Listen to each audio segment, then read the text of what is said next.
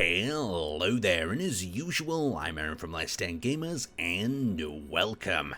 Now, if you love exploring planets with rovers and mobile bases, you're in for a treat today. In front of us, we have the Fareon 8x8 Explorer.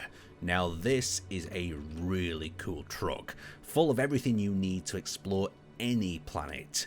It's not the most defensive though, so I wouldn't go exploring planets maybe with a load of spiders on. Maybe they need some turrets, maybe a weapons upgrade for something like that. But if the planet is relatively peaceful, or you're willing to fend off your attackers with an assault rifle, this could be a good option.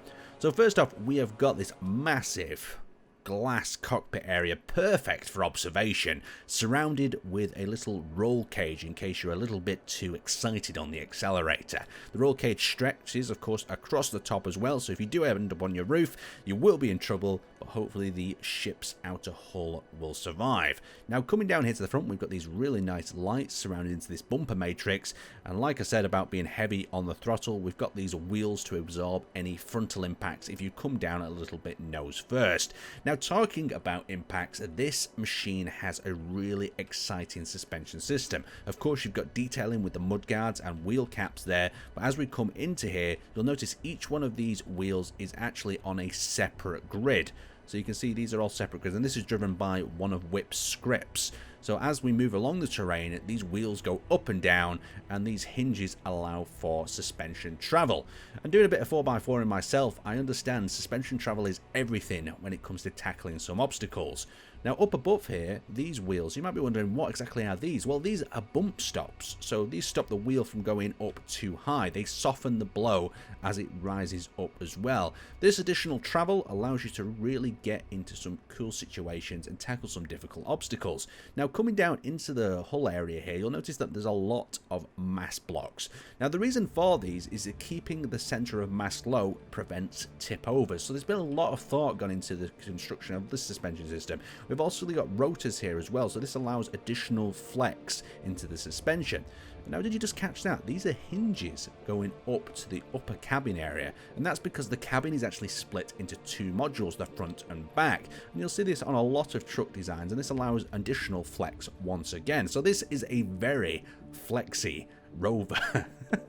So coming along the side, we've got this thing. What is this? This is actually a cool little ramp. So as we get close, the projection comes down like so. The ramp comes down complete with railings for additional safety. The health and safety advisor will be happy, and we can enter up into the ship, closing up the door behind us like so. And that little panel then folds away to the side. It's got two sensors on the top here. One detects the player at distance and deploys that little projection that we saw before. Let's walk ourselves back out. So as we actually close up to the door, the ramp will fold back out, projection will show off, and as we run off, the projection disappears, and it all folds up very quickly. I think quick systems like this are great fun for survival. So working along the way into the rear module, we've got connectors and various other refining modules and storage modules. Coming towards the back here, we've got a rear bumper as well as a small cargo hitch here. This would probably be quite useful for trailers, and we've got a button there complete with brake lights and functional indicators. You'll get excited when I start activating them. So as we come to the back here, we've not got a center activation, and for good reason, because you probably don't want this ramp always coming down. So with a button press, you've got this 3-point ramp that folds out ever so beautifully. It's actually part of the roof, this design here, so you can see it gives you good access into the ship. And this, of course, unveils our secret weapon, the monobike. So jumping up the ramp and heading towards the monobike, we actually have access to the ramp controls over there, so we can seal this up with us inside here again. We'll have a look at it from a different angle. I love doors and access ways in Space Engineers. It takes so much time to set them up, and once you've built one, it's just satisfaction seeing it close and being an almost airtight seal. Look at that. Lovely, lovely bit of ramp in there to set off this video. So we've got the cargo lights in the back room here, so we can dim it if we need. And then we've got the bike here as well, so we can disconnect the parking brake and we can actually wheel ourselves out.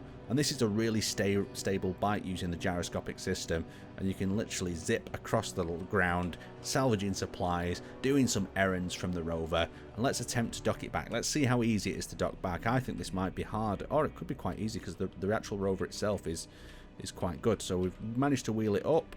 Let's reverse ourselves up. Have we got enough grip? Yeah, there we go. Bit of reversing there. He's so funny how he sits on this. And then we need to angle it down. Oh, look at that. That was really easy. That was a super simple mechanism. I like that. I like that a lot. So let's close that up. Seal the bike in the back and we'll take this thing for a spin. So we've got like a little airlock here, but it isn't. It's just the two different modules, the split between them. And then as we're in the front here, you've got this lovely observation. And there's nothing better than just getting off the cockpit and having a look around where you are. And when you've got other builders and workers working around you, it just immerses you into the experience. So we've got some interactable control panels here. Sadly, Keen's not got these for small grid, so you can't fiddle with loads of things. You've got the internal lights here, so you can dim it. You've got the whips system scripts running there in the background. It'd be nice to have some of these like hidden behind the voltage panels if you could, but all the panels have got things in that don't do anything. So let's get this thing on the run. So we'll release our parking brake, and we've got various different settings here so we can adjust how the suspension travels. So let's just have a look. You see how it flexes. Look at that flex. Oh, I love a bit of 4x4 flexing. So as we come over this next mound here, if we take it at a more steep angle, we'll see that lower side will flex over and try to account, but it just crawls over the terrain. It's like a caterpillar as it weaves over the terrain. And if we take a hill a little bit too fast, it's just so capable for a Space Engineers rover. There's nothing worse than coming to tackle a hill and getting stuck on the top of it. And it is a complex system, and it is inviting Clang to come and get involved in the party. But just look at that, how it tackles these dunes. Absolutely lovely. It means you could tackle some of the more difficult planets. And trying to roll this thing over, I have really struggled. Like if I hit the gas and I try and turn this thing, the mass at the bottom here really struggles. I mean, we can hit some jumps and do some of these terrains at really high speeds that we shouldn't be doing. So there we go. And if we hit the brakes, you can see our slowdown, our braking isn't the best. But look at this. I'm going to hold down the left button now and watch my indicator come on. How cool is that? The left indicator just came on at the back there. Oh, I don't know why I'm so excited about that. But yeah, it just a master of the terrain. Oh, we've got front indicators too. I didn't even notice them before. 10 out of 10 for indicators on this one. Just a really nice, well thought out design. Perfect for tackling these dunes and off-road terrains.